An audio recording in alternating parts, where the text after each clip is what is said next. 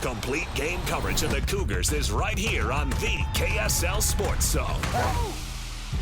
It's a Friday night battle in Provo as the undefeated Cougars square off against West Virginia. Your home for the best coverage of Cougar football is right here on 97.5, the KSL Sports Zone. You're locked on to JJ and Alex on 97.5, the KSL Sports Zone. Welcome back, everybody. It is JJ and Alex, 97.5, the KSL Sports Zone. Alex Curie, Jeremiah Jensen. Our producer is Alex Napolis, as always. Cole Bagley, our Utah Mammoth insider for KSLSports.com. It's hockey season. He's ready to walk over to Delta Center, and we've got a preseason game tonight. Before we get to all that, let's chat with, let's roll out our winner of this week's Hercules Hero of the Week. It's that time of the week for us to do it. Every Thursday, we read off a winner of the Hercules Hero of the Week program. This week's winner is Matt Womack. Congratulations to Matt, who was nominated by Craig Emmett this week. Here's the nomination, or at least a portion of the nomination letter. Matt has been our rec coach for several years, rec soccer for several years. He has had the best sportsmanship of any coach I've ever witnessed. A few years ago, Tooele High needed a volunteer coach to help their unified soccer team prepare for an experience at the Special Olympics in Florida. He took time away from work and family to help those amazing young people with different levels of abilities to go and win a bronze medal, and more importantly, to do it the right way. He doesn't care about winning as much as he cares about the individual players. His teams love him, and he builds up young people to be good human beings first and soccer players second. Congratulations to Matt Womack, this week's winner of our Hercules Hero of the Week program. He wins a gift card courtesy of the folks at Hercules First Federal Credit Union, and then $200 to Beehive Meals. And there you go. You can nominate a person for the Hercules Hero of the Week program just by going to KSLSports.com/contests and making that nomination right there. We appreciate the support from Hercules Credit Union and Beehive Meals on this as well. Couldn't do it without them. Cole Bagley. Cole, what's going on, man? You're in the building. We've got hockey across the street coming up here in a little bit. Is this the final preseason game here before we get ready for the real stuff? Well, I was just going to say, I know I'm getting a little bit older because I'm out here before I come on the show, and I'm eating Taco Bell, and Alex goes, "Are you sure you should be eating that?" No, I did. You're not in college anymore. That's what I said. I go. I like the going full 22-year-old Cole Bagley on this thing, huh? That was only 7 years ago. I know, but it was a combo box, but it was $39 to buy it. Well, and the fee to deliver it over here was. That's even worse. That's even I worse. usually don't. But These old men over here are just like, why would you do that? Why are you paying for somebody to deliver your food? I DoorDashed some Taco Bell. That is some like low self-esteem dinner action here at the station, but at the same time, you kind of feel go. good That's about expensive. it. I didn't feel good about it. Tasted good. Could have had some better options over at the stadium, but it was too long. It was too long of a wait. Exactly. Well, let's talk about that preseason, and I think this is a final tune-up for this team.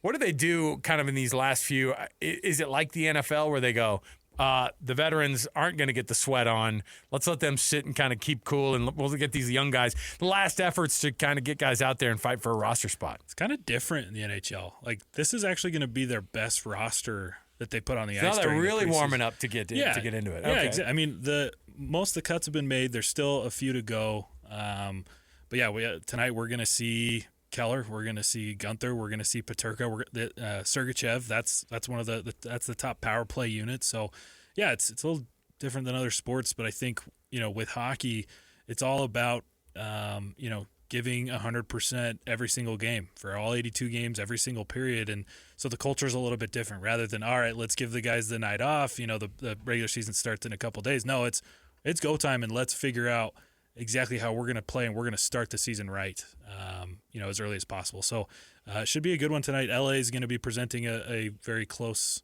to an NHL roster as well, so we should get some good hockey at Delta Center. Hey, we're a week away from the season opener in Denver against the Colorado Avalanche, so it is go time. And there's an excitement about this. Before we dig into some of the nuts and bolts of what they are and what they look like, what's your just overall view on how good this team should be? And we're all optimistic here, and it would be so exciting to have a Stanley Cup playoff series here for the first time ever. How realistic do you think that is? I think it's pretty realistic. On paper, when you look at this team, this should be a team that gets into the playoffs. You know, when they went into the offseason, they looked at the roster and they went, okay, what are we missing here? We're missing scoring, we're missing some size, and we're missing depth, especially defensively. So what did they go out and do? Well, they made sure to get some scoring in J.J. Paterka. They made sure to get some depth in guys like Nate Schmidt, Brandon Tana, Vitek Vanacek. You know, the size, I don't know that they super address that immediately, but when you look at the prospect pool, you look at Daniil Boot, who's 6'5", you look at Simashev, who's 6'5", you look at Gabe Smith, who's 6'5", 6'6". You know, they drafted Denoyer, who's 6'3". Like, the size is on the way, and that is a little bit harder to get immediately because size is such a premium in the National Hockey League. When you can find a guy that can play really, really well who's also incredibly big, you know, those guys they don't have a tough time finding contracts. Yeah. And so, you know, are they going to make the playoffs? I don't know, but they should. And that's the expectation, that from the front office down, these guys are expecting playoff hockey here in Salt Lake City in the spring. We didn't say anything about Caleb Denoyer during any of the rookie camp stuff. I mean, obviously, how's his development going on? Obviously, it's year one, and you're going to get sent to the league that you play in, and they want you to grow up a little bit, but what are the thoughts on him so far? Yeah, so he had wrist surgery, and so he was held out. He did the development camp over the summer, but then he had wrist surgery 4 to 6 weeks before training camp started. So was that kind of a planned thing, though, too? Well, it was like scheduled, or did he injure it during the? He injured it last year in juniors, and when they drafted him, we were told that he wasn't going to need surgery. And then all of a sudden, we get this update. Hey, Denoyer had successful wrist surgery. I don't think it's anything to necessarily be alarmed about. It just was a little strange that, like, oh, no, he doesn't need it. Oh, actually, he got it. Well, you get the big club, which gets you over to, like, you know, to their guy and to that MRI at that place, and then things might change, and they go, we're investing a lot of money in this guy. Let's just take care of it now. Then you don't have to worry about it. Yeah, so he was here in Salt Lake. You know, he was hanging out with the boys. He was, you know, they sharing rooms with the players, other players, but he didn't participate in any of the on-ice stuff. They did end up sending him back to his junior team. So, you know, my expectation for Denoyer is, you know, as soon as he's healthy, get him back on the ice. Hopefully he can put up close to, 100 points in the juniors, help his team maybe go back-to-back in the queue, and, you know, not necessarily push for a roster spot a season from now, but maybe a similar process to what we're seeing from TJ Ginla and Daniil Boot, Dmitry Simashev, who, hey, they're close. Yeah. They might just need a little bit more time, but they're really close. You know, whereas last year with Baudouin and Ginla, you went, these guys got to go back. So hopefully a year from now he's pushing, but I still think Denoyer is probably two years out from really, you know, having an opportunity to play in the NHL. Well, that's a good transition into talking about this final roster spot that potentially is out there for one of these young guys. Any other information you've gathered on where that stands and where that might be? Are these last two preseason games really important in determining who that guy's going to be to get that spot? Yeah, I mean, they're all playing tonight. There you go. You know, the most recent update is it's not going to be Cole Baudouin. He was sent back to the juniors yesterday. It's not going to be Maverick Lamoureux. He was sent back to Tucson yesterday. So, you know, now you're kind of starting to see, of the prospects, who's made the most progress and who had a good camp. Clearly those two guys did not, and you know, I think it was pretty obvious that they didn't. There were some struggles, some things that, you know, they were not doing to help themselves. Whereas Ginla has shown that his offense is nearly NHL ready, if not ready. Ready.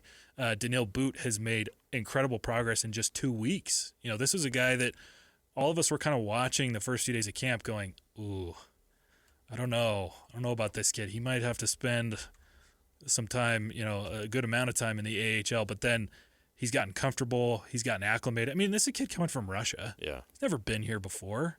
He hasn't played this style of hockey before, but he's figured it out. I don't know if you guys watched his goals, but I mean, laser beams. Yeah. You know, so and his size. He's just so big and strong.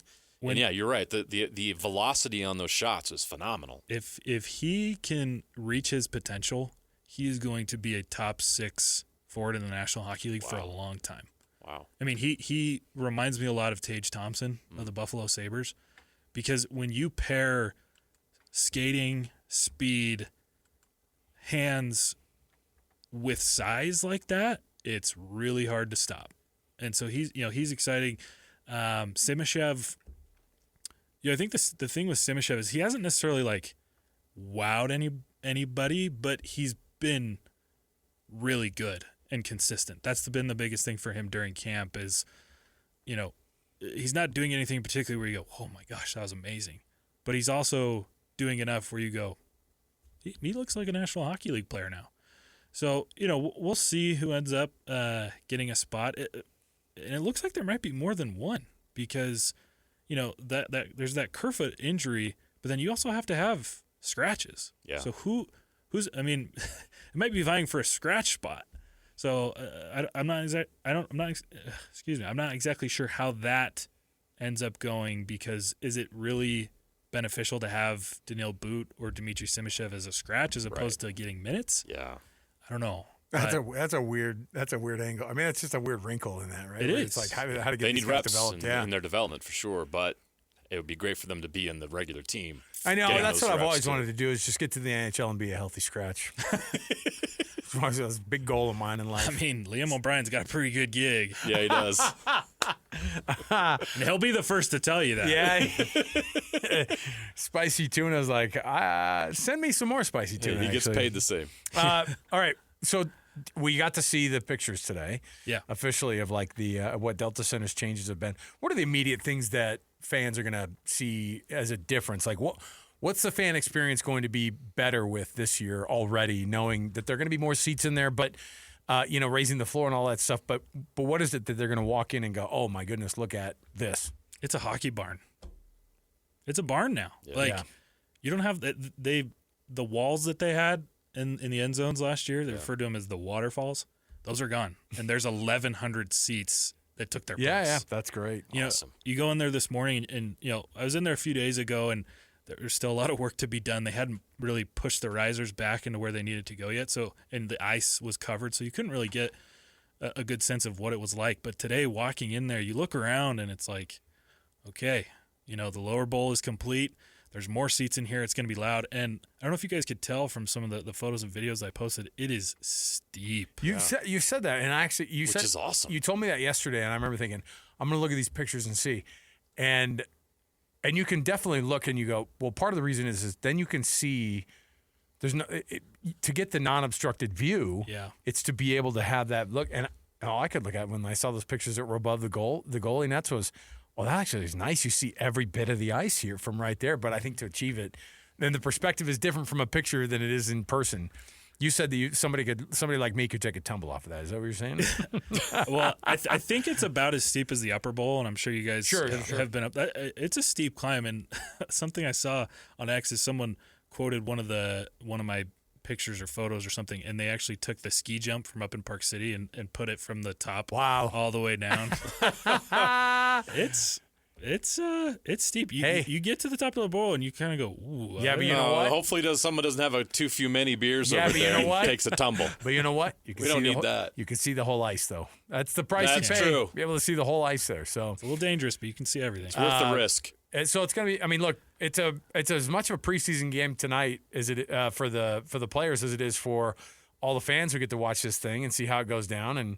And look, it's an opportunity for everybody to get in there and kind of get the first kind of taste of what the stadium's going to be like, and we're looking forward to it, man. And so tonight, Kings in town, 7:00. The puck drops. And you're going to be able to hear it all right here on the KSL Sports Zone. Cole Bagley, our Utah Mammoth insider for KSLSports.com. Thanks, Cole. Good luck to your Padres, too. Not looking great, but... Yeah, next time we do this, Taco Bell on me, I guess. Yeah.